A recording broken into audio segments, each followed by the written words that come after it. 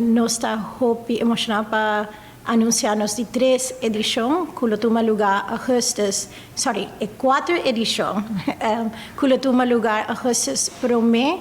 diasabra 2026, aqui na Culture Café Plaza.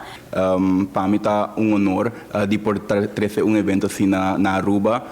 especialmente durante o zomer, que hopi família não está buscando algo fun para assim, que não yunang,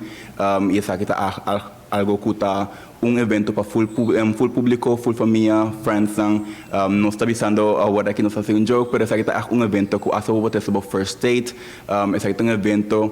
caminho que botar purba diferente comida, que portar botar boigue de purba acaba, me precisa hopi food truck na aqui está lugar na que botar hopi conheci acaba na Aruba, pero também botar bahaya food trucks of vendors que tá tique mais único of portar tá starting agora aqui nang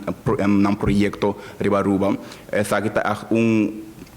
tipo de evento que bopo haya chance por diferentes sabor